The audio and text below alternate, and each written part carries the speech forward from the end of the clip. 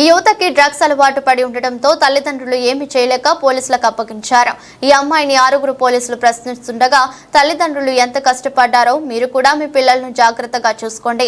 పిల్లలు ఎక్కడికి వెళ్తారో వాట్సాప్, ఫేస్బుక్, ట్విట్టర్లో వారి స్నేహితులు ఎవరు అనేది కూడా గమనించండి. రాత్రికి రాత్రే పిల్లలను స్నేహితుల ఇళ్లకు పంపించిన ఫలితం ఇది. తల్లిదండ్రులారా తస్మాత్ జాగ్రత్త.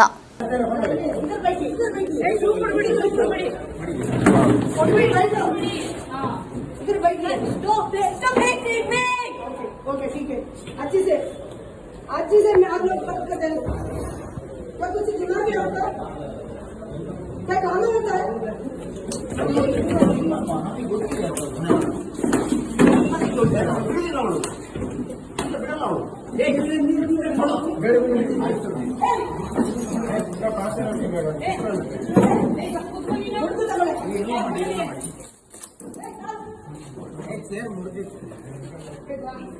ಓಪನ್ ಮಾಡಿ ಕೈ ಕಾಲು ಗಾಡಿ ಹಾಕಿನಿ ಕರ್ಕೊಂಡು ಹೋಗಿ ಗಾಡಿಯಲ್ಲಿ ಹಾಕಿ ಚೆಕ್ ಮಾಡಿ ಗಾಡಿ ಸಿಗಲ್ಲ, ಗಾಡಿ ಹೊಡಿತಾಳೆ.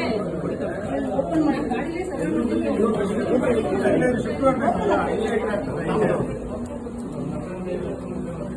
ಸಾಯಿಸ್ತಾಳಂತೆ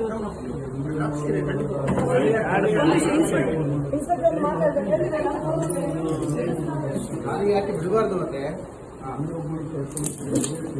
ಹಾಗೆ ಬಿಡಬಾರ್ದು.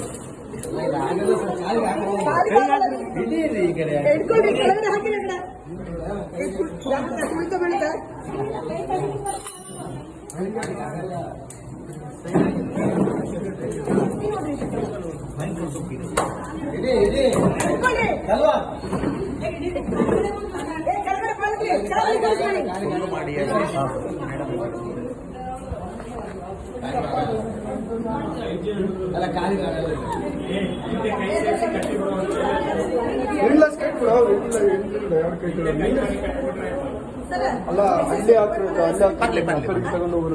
ಕಮಲ ಮೇಡಮ್